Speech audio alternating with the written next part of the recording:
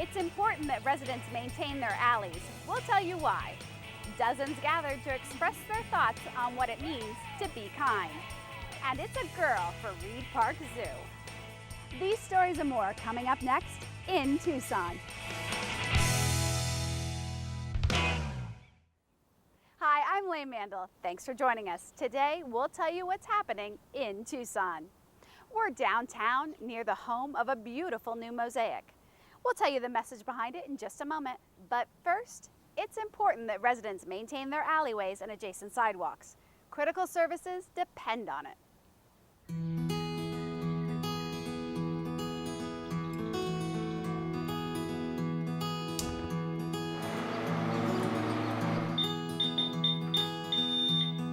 Every day we enjoy the comfort of knowing our utilities, our modes of communication, and our ability to dial 911 will be available when we need them.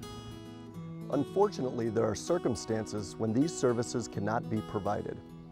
This is where we need your help. Residents are responsible for cleaning and maintaining their property.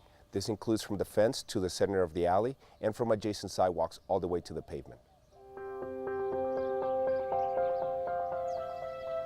Overgrowth in an alley like this one can become a fire hazard.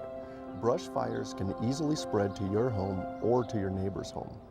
Keeping your alleys clean makes it easier for emergency vehicles to access your home. A clean easement is a safe easement.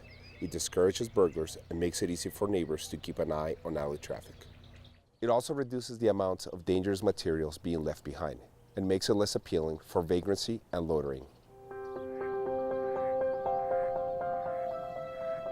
Neglected vegetation in alleyways and easements can affect your ability to receive power. Strong winds and stormy weather can break branches or topple trees altogether, damaging power lines and power poles. Cluttered or obstructed alleyways can make it difficult to access electrical equipment. It can also cause a safety hazard for the public and TEP employees trying to locate, access, and repair damaged equipment. A couple years ago, we were called to an outage in which a tree branch grew into a power line, nearly starting a fire. Unfortunately, before we could repair the power line, we had to clean the easement. This prolonged the outage for several hours. Unfortunately, a very sick child in the neighborhood had home medical equipment in which the battery life only lasted 3 hours. Therefore, this child had to be rushed to the emergency room. Cleaning your easement can make it more accessible for critical facilities to repair these situations, and a clean easement is a safe easement. Help keep a safe environment for our workers by maintaining the area around your water meter. Meter boxes often get covered by weeds, plants, trees, landscaping, and other materials that block access. So trim vegetation and move items that will obstruct servicing or reading of the meter. Be sure to keep the meter box and easement clear of debris so you and the city can spot and inspect for leaks. Repairs to underground pipes require staff to climb in and out of holes to retrieve tools and equipment. A clean alley will help ensure that it's a safe environment to complete the work. Overgrown trees and vegetation can block access to the alleys or prevent the trucks from emptying containers into the trucks. You don't have to do it all alone. Take advantage of the city's environmental services programs to help clean your alley. The Brush and Bulky program offers free pickups scheduled twice a year or on demand for a fee. You can also establish a neighborhood cleanup. If we all do our part, we can keep our city beautiful and our homes and neighborhoods safe. It's amazing how overgrowth in our alleys can affect services to our home. Now, let's talk about a recent gathering here at City Hall that discussed what it means to be kind. In the midst of all the negativity that seems to be filling the airwaves, today is about a positive message. And it's about Tucson and who we are, our values, and that how we are greater together as a result of the sum of who we are together, the diversity of who we are. Government officials and community leaders gathered recently to express their thoughts on what it means to be kind. It's just a little act of kindness where you're providing someone with something. You make yourself approachable. You make sure that when you leave, that person feels that their humanity was acknowledged. So let's go out of our way to be kind. Let's go out of our way to show that to one another. Believe me, a smile, and I'm telling you from our own experiences, a smile goes a long way. Feel the power in this room of actually knowing that we are indeed family, that we are brothers and sisters, that we are one, that we already have the love we need in this room, just in this room, to live as one family. Thank you. With the room united, it was the founder of the Ben's Bells Project, Jeanette Murray's opportunity to say a few words and to leave a mural that would cement the Be Kind message. I hope that when we walk by it, when we see a green sticker on a car, when we find ourselves in a situation where we don't know what to do, we'll remember that kindness is a skill and that we can learn from each other how to best care for each other. To remind us of this message, volunteers from Ben's Bells designed and built this new addition to City Hall.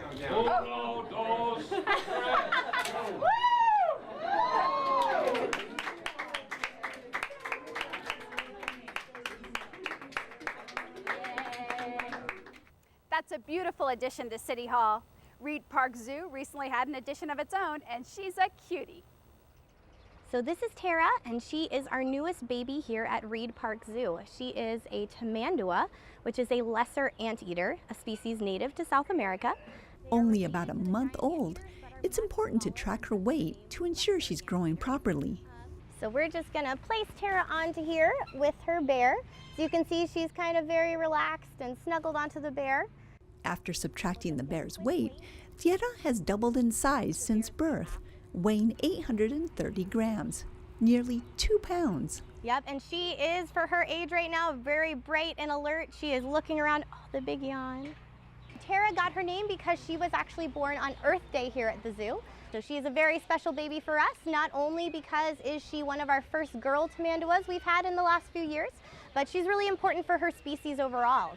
With less than 100 tamanduas in zoos, Tierra's birth is vital to the species, a species that shares many traits with its relative, the giant anteater, such as long tongues, sharp claws, and a love for insects, just to name a few. Giant anteaters are primarily going to stick to the ground and focus on termite mounds and rotting logs, whereas tamanduas are arboreal, which means they are tree climbers. This is Santiago, little Tierra's dad. He's one of Reid Park Zoo's animal ambassadors, making special appearances for education demonstrations. And so we use positive reinforcement training here at the zoo, and we make sure that the animals are always positively rewarded for doing the correct behaviors. Tierra will eventually follow in her father's footsteps as an education animal. She's currently working on crate training. And then we'll go and start doing presentations where Mom will come out and have Tara on her back, and just like in the wild, Tara will be checking out her new environment, seeing the new things Mom is doing. For now, this little one is enjoying some quality time with Mom. Oh, I love the way she hangs on to Mom. You may be hanging on to the edge of your seat if you go to a Tucson Roadrunners game. Hockey season is back. Let's take a look at last year's home opener.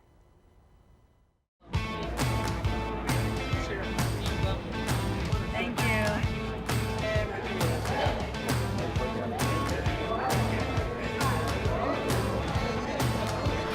Roadrunners, there we go.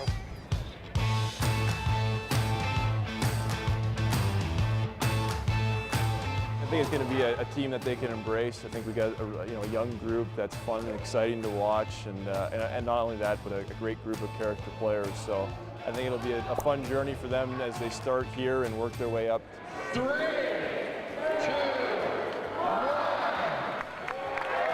Well, we're here to watch the first premier game of the Tucson Roadrunners.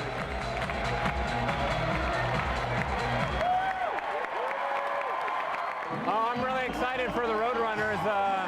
Having a professional team in Tucson is great. I've gone up to watch a lot of Coyotes games.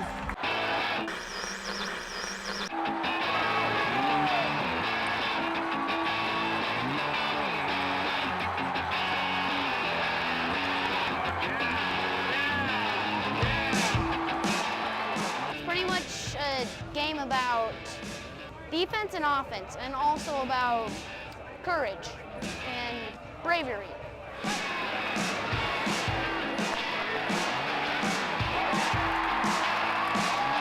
And you have to be brave enough to go into that huddle to fight for the puck, knowing that you might get checked, you might hurt, you might do that stuff.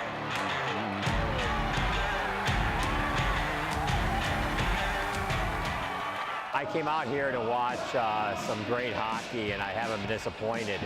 These players are just so fast, so skilled.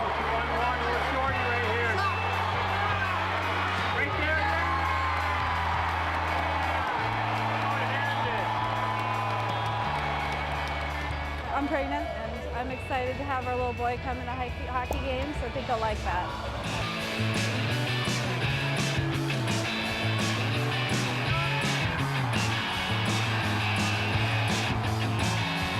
Tucson is just dying for something like this, where we can really get energized and behind a team and really enjoy it.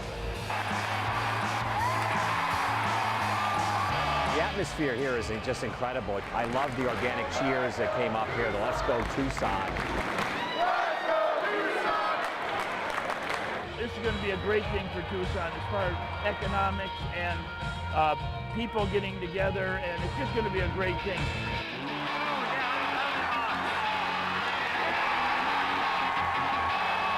A lot of hockey fans come out here. There's a lot of pent-up desire for people like me, snowbirds who've made Tucson this wonderful place our home, and we just love watching hockey again. I'm just really so happy and so excited that it's here.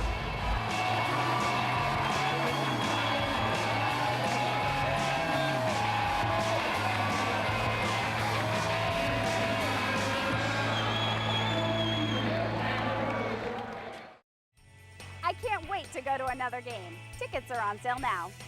We hope you enjoyed the show. That wraps it up for this edition. I'm Lane Mandel, and I'll see you next time here in Tucson.